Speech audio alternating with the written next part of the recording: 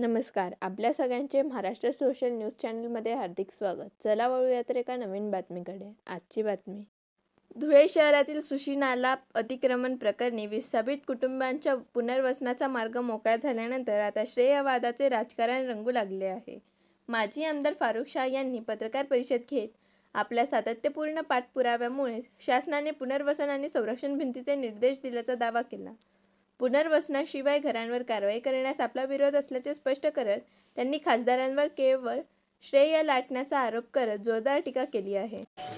मी कालपासून काही वृत्तपत्रांमध्ये आणि काही वृत्तवाहिन्यांमध्ये बघितला की आता जे आमचे खासदार आहे शोभा बच्चावताई हे सुशी नाला अतिक्रमणाबाबतचा विषय घेऊन आमची वहिनी राज्याची उपमुख्यमंत्री सुनेत्राताई यांना भेटून आल्या आणि काही निवेदन दिलं. मी आपल्याला सांगू इच्छितो की हा जो मुद्दा आहे हा आमच्यासाठी अगदी कळीचा मुद्दा आहे आणि त्या मुद्द्यावर मी सुमारे वर्षभरापासून लढत आलेलो आहे. मागच्या वर्षीसुद्धा हा अतिक्रमण काढण्याची यांची तयारी होती. अतिक्रमण काढण्यात आमचा काही विरोध नाही, परंतु तिथे जे लोक, जे गोरगरीब लोक 30 40 वर्षापासून वास्तव्य करीत आहेत, तर त्यांचं पुनर्वसन व्हावा, त्यानंतर त्यांचं अतिक्रमण काढण्यात यावे, आमची ही प्रमुख मागणी होती. मागच्या वेळेस सुद्धा जेव्हा आदरणीय स्वर्गीय अजितदादा पवार हे हयात होते त्यावेळेस सुद्धा मी तिथे गेलो आणि त्यांना विनंती केली. त्यांनी तत्काळ तो अतिक्रमण थांबवला आणि तत्कालीन आयुक्तांना आदेश दिले की ह्या लोकांचं पुनर्वसन केल्याशिवाय अतिक्रमण काढण्यात येऊ नये. परंतु नंतरच्या काळात आता हे जे पाळीव प्राणी सारखे आमचे आयुक्त कापडणीस आले, त्यांना हाताशी धरून काही धनदांडग्यांनी गोरगरिबांना बेघर करण्याचा कारस्थान सुरू केलेला आहे. त्यासाठी आम्ही न्यायालयीन लढाई सुद्धा लढतो आहे आणि काही घरांना स्थगिती सुद्धा मिळाली होती. मी आयुक्तांना, जिल्हाधिकाऱ्यांना आणि अन्य अधिकाऱ्यांना सांगितलं की अतिक्रमण काढण्यास आमचा काही विरोध नाही, परंतु ह्या गोरगरिबांचा पुनर्वसन करून द्यावा, नंतर ते अतिक्रमण काढण्यात द्यावं. परंतु आता त्यांनी हजारो गोरगरिबांना बेघर केले आणि त्यांच्यासाठी मी आमच्या नगरसेवकांना घेऊन उपमुख्यमंत्री सुनेत्रा वहिनी यांच्याकडे जाऊन तिथे आमची एक व्यवस्थित बैठक झाली आणि त्याचवेळी त्यांनी आदेश दिले की हे गोरगरीब लोकांचे पुनर्वसन करण्यात यावे.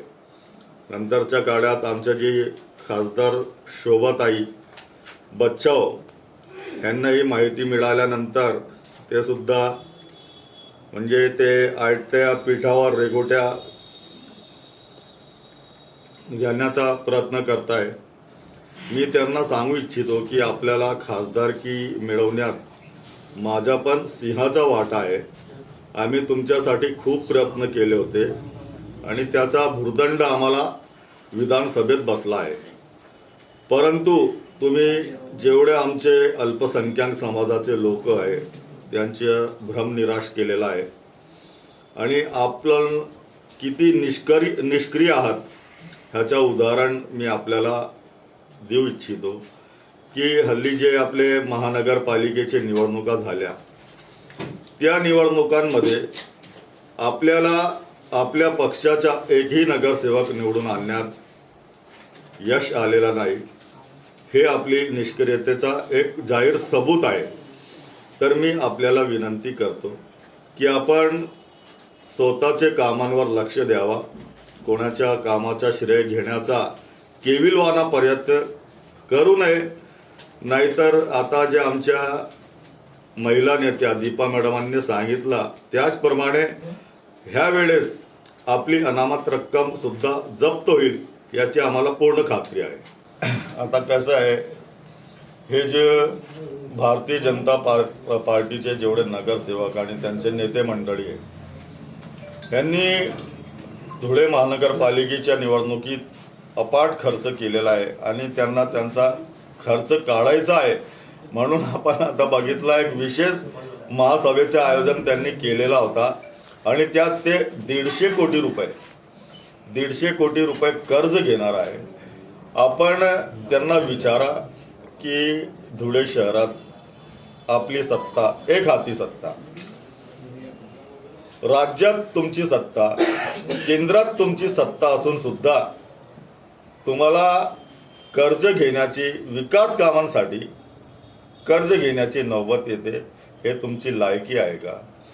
जर तुम्हाला खरोखर शहराचा विकास करायचा असेल तर तुम्ही मुख्यमंत्र्यांना सांगा, पंतप्रधान महोदयांना सांगा किंवा आमची आर्थिक परिस्थिती धुळे महानगरपालिकेची हलाखीची असल्यामुळे आम्हाला आता तुम्ही 600 कोटी देत आहेत, आणखी 150 म्हणजे 750 कोटी द्या. कशाला गोरगरीब जनतेवर तुम्ही ते कर्जाचा बोजा लादताय? आणि जर त्यांना खरी आमच्या धुळेकर जनतेची, गोरगरीब जनतेची जाणीव असेल तर त्यांनी, मी जसं त्यावेळेस मुख्यमंत्र्यांना विनंती केली होती की बुवा जी आमची घरपट्टी आहे ती खूप जास्त आहे, ती कमी करावी. मुख्यमंत्र्यांनी सुद्धा त्यावेळेस आदेश दिले होते. आता तर तुमची पूर्णपणे सत्ता आहे. तुम्ही धुळेकर जनतेसाठी एवढं तरी करा की बुवा हे जे अमृत 2 मध्ये तुम्ही 150 कोटी रुपये कर्ज घेताय तर मुख्यमंत्री महोदयांना सांगून आणि ते 150 कोटी माफ करून घ्यावे. त्याच प्रकारे जे घरपट्टी लादण्यात आलेली आहे, अवाजवी घरपट्टी, ते तुम्ही कमी करून धुळेकर गोरगरीब जनतेला न्याय द्यावा. बातमी आवडल्यास चॅनलला लाईक व सबस्क्राईब करा व दररोज अशा नवनवीन बातम्या पाहण्यासाठी चॅनलला फॉलो करा. धन्यवाद.